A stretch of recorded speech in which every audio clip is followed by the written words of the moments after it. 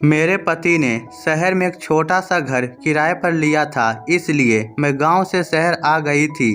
उस घर के पड़ोस में एक बड़ा सा घर था जो बहुत सुंदर था। मैंने गांव में पहले इतना सुंदर घर नहीं देखा था। उस घर में दिन भर शांति छाई रहती थी। शाम को लाइटें जलती तब पता चलता था कि उसमें कोई रहता है, मगर कौन रहता है ये मैं नहीं देख पाई थी। एक दिन मेरा 10 वर्षीय बेटा बोला, मम्मी उस घर में एक बूढ़ा रहता है, उसने सब्जी मंगाई है। मैंने सोचा घर का चौकीदार होगा, इसलिए कटोरी भरकर सब्जी की भेज दी। कुछ दिनों बाद मुझे पता चला कि वह चौकीदार नहीं, घर का मालिक है। उस दिन के बाद एक सिलसिला सा बन गया। वह आदमी लगभग रोज ही सब्जी मांगने लगा था। मेरे पति मजदूर थे, पूरे महीने काम भी नहीं मिलता था, इस कारण रोज घर में सब्जी नहीं बनती थी। कभी कभी हम लाल मिर्च या हरी मिर्च को तलकर भी सब्जी की पूर्ति कर लिया करते थे। बेटा जब कटोरी लेकर आता तो जो भी लगावन घर में होता मैं कटोरी में डालकर भेज देती थी। कभी कभी वह बूढ़ा आदमी सब्जी के साथ रोटियां भी मांग लेता था। दिन गुजर रहे थे। एक दिन बेटे ने बताया कि बूढ़े दादा के घर सिलाई मशीन रखी हुई है। मैंने बेटे से कहा कि दादा से बोलना मम्मी ने ये मशीन मंगाई है। फिर मेरी 8 वर्षीय बेटी काव्या और बेटा राहुल वह मशीन उठा लाए। मैं सिलाई करना जानती थी। धीरे धीरे मोहल्ले की औरतें मुझे जानने लगी थी और मेरा काम चल निकला था। अब मैं दोनों वक्त बूढ़े दादा को खाना भेज दिया करती थी। एक रोज बेटे ने बताया कि दादा बीमार है, उठ भी नहीं पा रहे। तब मैं पहली बार उस घर के अंदर गई। मैंने देखा एक बुजुर्ग आदमी बेड पर सोया छत को टकटकी लगाए देख रहा था। मैं बोली, दादाजी कैसे हो? दादाजी ने मेरी तरफ अजनबी की तरफ देखा। मैं बोली, मैं राहुल और काव्या की मम्मी हूँ। दादाजी ने मेरी तरफ भरी आंखों से देखा, फिर अपने दोनों हाथ जोड़ दिए। मैं बोली, तबीयत खराब है क्या दादाजी? दादाजी कुछ बोले नहीं, मगर उनकी बहती आंखों ने सब कुछ बयां कर दिया। मैंने जीवन में पहली बार ये महसूस किया कि बड़े घरों में रहने वाले भी इतने दुखी हो सकते हैं। मैं उन्हें अस्पताल लेकर गई। 2 दिन के इलाज के बाद वह स्वस्थ हो गए। उस दिन के बाद मैं उन्हें रोज संभालने लगी। घर बहुत गंदा रहता था, इस कारण मैं सफाई भी कराती थी।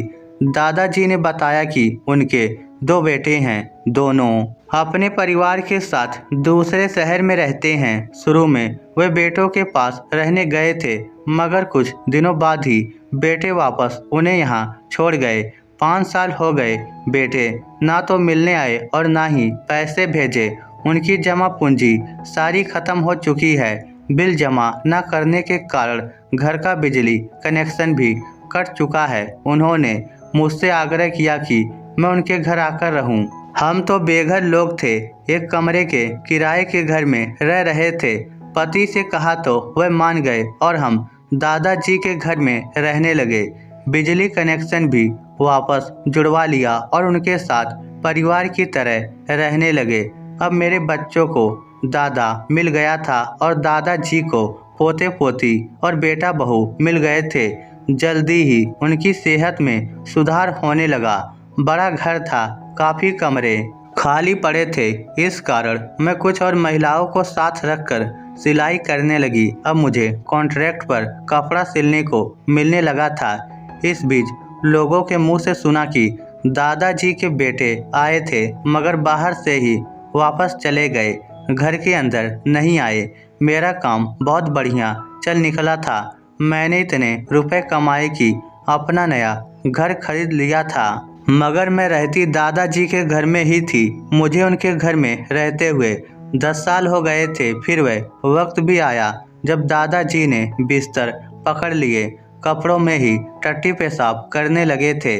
जब मैं उनकी देखभाल करती तो वह रोते हुए मेरे सर पर हाथ फेर कर कहते थे, बेटा ईश्वर तुम्हें जन्मों जन्म तक सुखी रखे।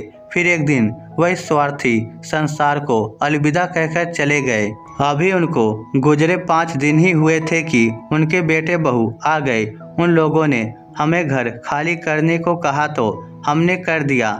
मैं अपने नए घर पर आ गई, मगर कुछ दिनों बाद उनके बेटे मेरे पास आए और बोले, हमारा घर हमें वापस दो। मैंने कहा, खाली कर आई हूँ, अब क्या चाहिए? तब वे बोले, पापा वह घर तुम्हारे नाम कर गए हैं, तुम उसे वापस हमारे नाम करो। तब मुझे याद आया कि दादाजी ने एक बंद लिफाफा दिया था संभाल कर रखने के लिए। तब मैंने वह लिफाफा उनके बेटों के सामने ही खोला। उसमें घर के कागजातों के अलावा एक कागज था। उस पर लिखा था, बेटी मैंने ये घर तुम्हारे नाम कर दिया है, अगर तुम इसे ना रखना चाहो तो किसी संस्था को दान कर देना, मगर किसी भी सूरत में ये घर मेरे नालायक बेटों को मत देना। नीचे दादाजी के हस्ताक्षर थे। खत पढ़कर बेटों का मुंह उतर गया। वे कोर्ट में देख लेने की धमकी देकर चले गए। मैं जानती हूँ वह घर दादाजी की अर्जित संपत्ति है।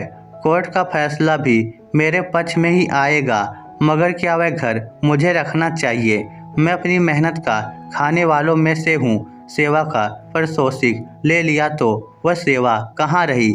दादाजी के आशीर्वाद से आज मैं अच्छी स्थिति में हूँ। मुझे क्या करना चाहिए? घर को उनके बेटों को लौटा दूँ या किसी समाज सेवी संस्था को दान कर दूँ? इस स्टोरी को लेकर आपकी क्या राय है? नीचे कमेंट करके हमें ज़रूर बताइएगा। धन्यवाद।